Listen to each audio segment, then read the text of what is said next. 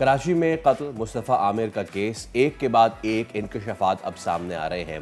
कड़ियां अदाकार साजिद हसन के साहबजादे तक जा मिली हैं।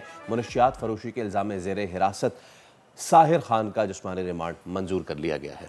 मुस्तफ़ा कत्ल केस में सामने आने वाले हक़ाइक़ मुआशरे के लिए सवालिया निशान है। हमारे नौजवान आखिर किन चक्रों में पड़ रहे हैं, वालिदैन की क्या जिम्मेदारियां बनती हैं, इसी पर बात होगी। मोहम्मद काशान हमारे नुमाइंदे हमारे साथ मौजूद हैं। काशान, मुझे बताएं, अब ये मामला मजीद रोज़ाना की बुनियाद पे एक नए एंट्री होती है इस केस में। अब ये मारूफ अदाकार साजिद हसन है, उनके साहबजादे की एंट्री हो चुकी है। आपको लगता है ये मामला सिर्फ यहीं तक रहेगा या इसमें मजीद और लोग भी इन्वॉल्व हैं? जी बिल्कुल, देखिए मुल्ज़िम अरमान के दोस्तों का पूरा सलसला जो है वो मंशियाती फ़साइद में मुलव्वस लिखा है। जैसे जैसे तफ्तीश आगे बढ़ रही है, मज़ीद नाम भी सामने आ रहे हैं। अब तक की तफ्तीश में मुस्तफ़ा आमिर कत्ल केस में अदाकार साजिद हुसैन के जो बेटे हैं वो भी सामने आए, उनको गिरफ्तार किया गया गुज़िश्ता रोज।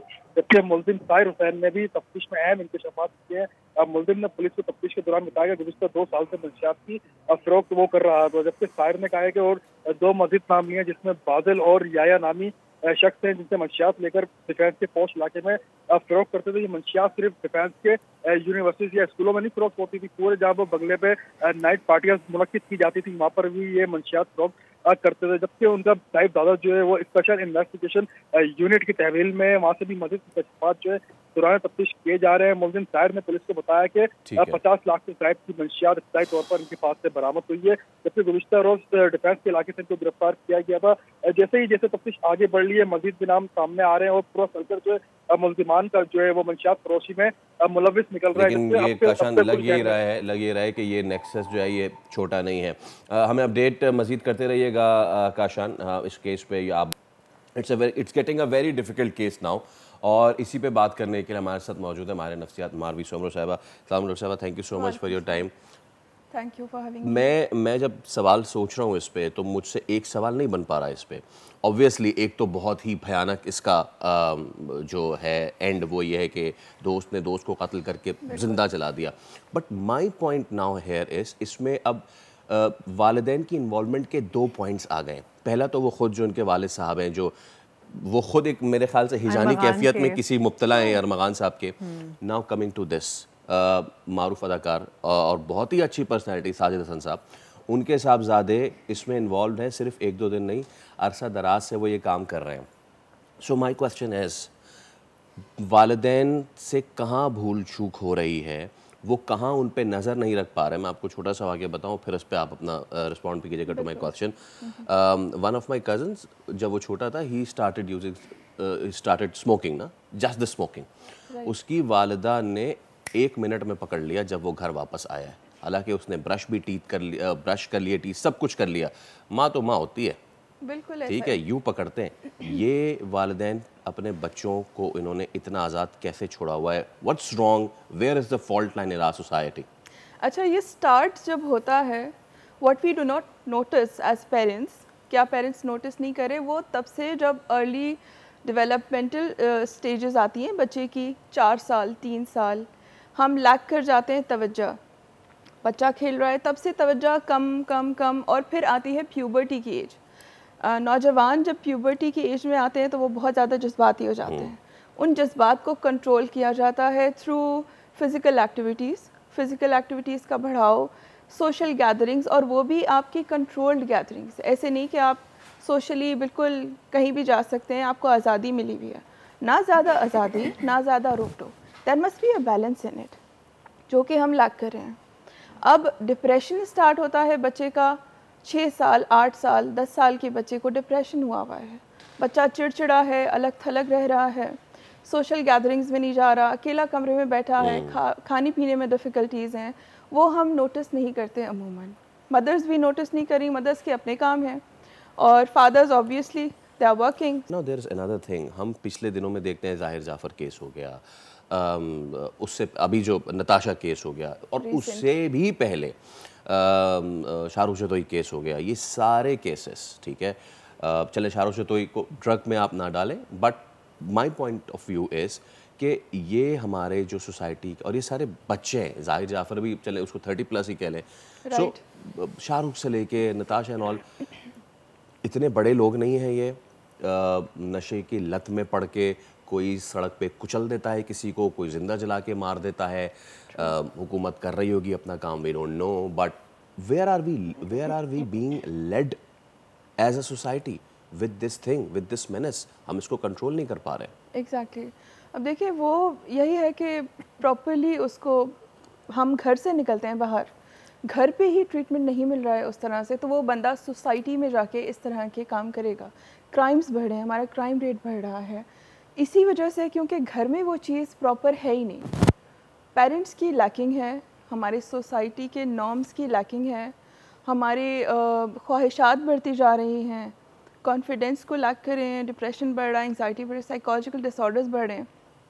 उसको कंट्रोल करने के लिए वो जो टीनेजर है जिसको तवज्जो ही नहीं मिली ना पेरेंट्स की ना सोसाइटी की, वो ड्रग्स का सहारा ले रहा है। आपकी बात से मैं ये अखज़ कर सकता हूँ कि drug is not the root cause, it is वो जो नेग्लिजेंस है पेरेंट्स के पार्ट पे। मैं यही कहने वाली थी एग्जैक्टली। बेसिकली तो अब सारा ब्लेम जो है ना इट टिल्टेड टुवर्ड्स पेरेंट्स कि अगर वो तवज्जो नहीं दे रहे हो तो फिर जाहिर सी बात है बच्चे ये करेंगे। तो आप कहना चाह रहे हैं कि फिर जो बेसिक रूट है वो पेरेंट्स के पास जा रहे हैं। कम्युनिकेशन गैप है, बहुत ज़्यादा बड़ा कम्युनिकेशन गैप है। हम बच्चों से बात नहीं कर पा रहे। अगर बच्चा परेशान है, अलग थलग है या whatsoever consequences he is facing, हम उसको पूछ नहीं रहे कि क्या बात है।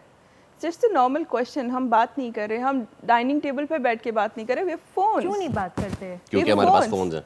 We've got phones, बच्चे के पास अलग फोन्स हैं और वालिदैन के पास अलग फ़ोन है। जी अच्छा, देखें अगर कोई बच्चा टेबल पर बैठा है आके, राइट, ठीक है, और वो ही और she into drugs, right, so parents बस अपने फ़ोन में लगे हुए, लाइक पेरेंट्स को नहीं चाहिए कि पूछें देखें? पेरेंट्स का क्यों रुझान ख़त्म हो गया है? दे डोंट केयर, क्योंकि वो कम्युनिकेशन करना ही नहीं चाह रहे, उस पर तवज्जो दे ही नहीं रहे हैं, तो ऐसे क्राइम्स बढ़ रहे हैं। देखिए ये सिर्फ फिजिकल चीज़ नहीं है ड्रग्स लेना, it has a psychological cause. Psychological चीज़ हमारा सेरोटोनिन, हमारा डोपामीन कहीं ना कहीं लैक कर रहा है, जब भी वो ड्रग्स उसको लेकर सेटिस्फाई कर रहे हैं। अच्छा मारवी, बिहेवियरल कौन से वो चेंजेस हैं जो वालिदैन अपने बच्चों में देखें तो उनकी वो लाल बत्ती जो है ना वो जल जानी चाहिए उसमें? मैं तो कह रही हूँ कि जहाँ से प्यूबर्टी स्टार्ट हो रही है, नॉट ओनली फ्रॉम प्यूबर्टी, आप वेट करें कि बच्चा बालिग हो रहा है तब देखें। आप 6 साल का, 3 साल का बच्चा ये सारी चीज़ें शो करता है। 6 साल में, 7 साल में हमारा ब्रेन पूरा डेवलप हो जाता है। आप तब से देखें, बच्चा आइसोलेटेड है, अलग रह रहा है, सोशल गैदरिंग्स में नहीं जा रहा, आप उसको कहीं लेके जा रहे हैं रिश्तेदारों में, कह रहे हैं नहीं मैं नहीं जाऊँगा, मैं घर पे हूँ, and then the parents leave them at home alone. उसको कहते हैं ये तो अलग थलग रहना पसंद करता है, इसकी नेचर ऐसी है। इसकी नेचर ऐसी है, क्या ऐसा होता है? एग्जैक्टली। तो इसका मतलब ये हुआ कि चाहे जितना छोटा बच्चा है या बड़ा बच्चा है, पेरेंट्स को तो विजिलेंट रहना चाहिए हर उम्र में, चाहे वो छोटा सा बच्चा है, टॉडलर है या वो ऊपर। दूसरी चीज़ एक इम्पॉर्टेंट, आजकल तो पेरेंट्स भी कमा रहे हैं, उनके पास भी टाइम नहीं है, उनके पास अलग रिस्पॉन्सिबिलिटीज़ हैं, तो वो उनके सर पे कोई सर्वेंट्स रख देते हैं या कोई गवर्नेंस रख देते हैं कि भाई वो आया आ गई है, मासी आ गई है घर में। तो अब ऐसे पेरेंट्स किस तरह से विजिलेंट रहें, किस तरह से ध्यान रखें, मतलब आप कैसे? इवन वर्किंग, अब क्या होता है, पेरेंट्स को अगर कहें कि आपने तवज्जो नहीं दी तो father blames the mother, mother blames the father. तो दोनों को एक बैलेंस्ड पेरेंटिंग करनी चाहिए। If the father is saying कि ये चीज़ गलत है तो मदर आ जाती है कि नहीं नहीं नहीं नहीं मेरा बच्चा है, करने दो, वो लाड होता है। हमें एक बच्चे को दोनों पेरेंट्स एक जैसे नज़र आने चाहिए, ना फादर ज़्यादा प्यार लाड करे, ना मदर ज़्यादा, ना ज़्यादा स्ट्रिक्टनेस हो। स्ट्रिक्टनेस भी ये चीज़ करती है कि बच्चा गलत राहों पे चला जाता है, रिलेशनशिप्स रखना शुरू करता है। रिलेशनशिप्स क्यों बढ़ रहे हैं, कम उम्र के बच्चे इस तरह के रिलेशनशिप क्यों रख रहे हैं, उसका भी रीज़न है, there is a lack of love. वो मोहब्बत ढूंढता है, वो प्यार ढूंढता है बाहर जाकर, जो कि उसको घर में नहीं मिलता। Very rightly pointed out. So एक तो ये कि बोथ एक्सट्रीम्स आर बैड। अगर माँ बाप बिल्कुल ही निछावर कर रहे हैं मोहब्बत और बिल्कुल ही उसको प्यार में, दैट्स बैड। फिर आप अगर उसको आपने लगामें खींची हुई हैं उसकी, दैट्स इवन बैड। लेकिन ये वाला जो आपने जो बात बताई, दिस इज़ वेरी इंपॉर्टेंट। और इस केस में फीमेल इंटरवेंशन भी बहुत ज़्यादा है ना, ऑल्दो कि अब वो बेचारी उतनी मुर्द इल्ज़ाम ठहराने के लिए है भी या नहीं, बिकॉज जो FIR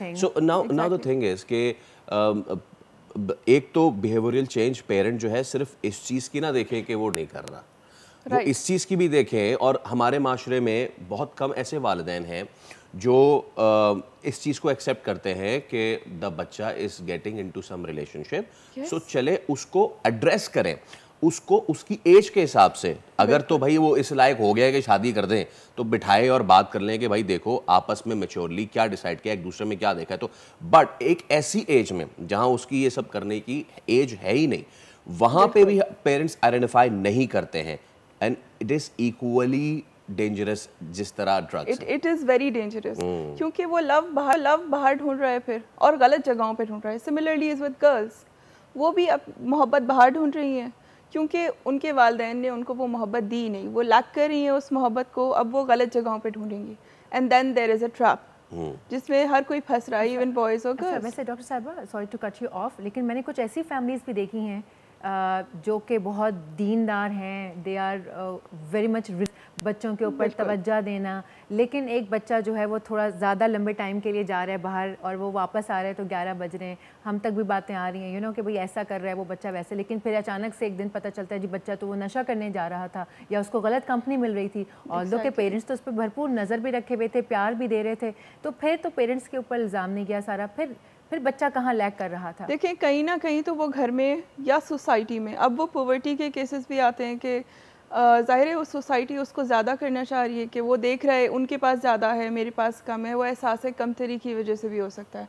so it's both ways, not only parents are to be blamed but society, उसी टाइम पे सोसाइटी में भी हम ब्लेम कर रहे हैं कि वो चीज़ें ही हमने उस तरह से नहीं बच्चों के जहनों में डाली हैं। स्कूल्स में, तालीमी इदारों में, ये सब की एक collective effort के साथ बच्चे I was about to say that, and yes, सिर्फ पेरेंट्स नहीं, स्कूलिंग की भी बहुत बड़ी जिम्मेदारी है। 8 hours with friend, 8 hours with schools and 8 hours with parents. Exactly. Marvi, thank you so much for coming. We would have loved to talk about this more, but because this case is unfolding, हम आपको दोबारा ज़रूर लाजमी ज़हमत देंगे।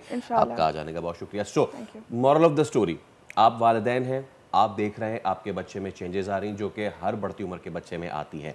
उस changes को समझिए, परखिए, identify कीजिए, सख्ती जितनी कर सकते हैं कोशिश करें कि उतनी ना करें, बिकॉज ऐसी एज में बच्चे कभी कभी रिएक्टिव भी हो जाते हैं और वो सख्ती को समझते हैं कि कल को ये तो मुझसे ये दोनों प्यार कर रहे थे, आज अचानक से ये क्यों हो रहा है।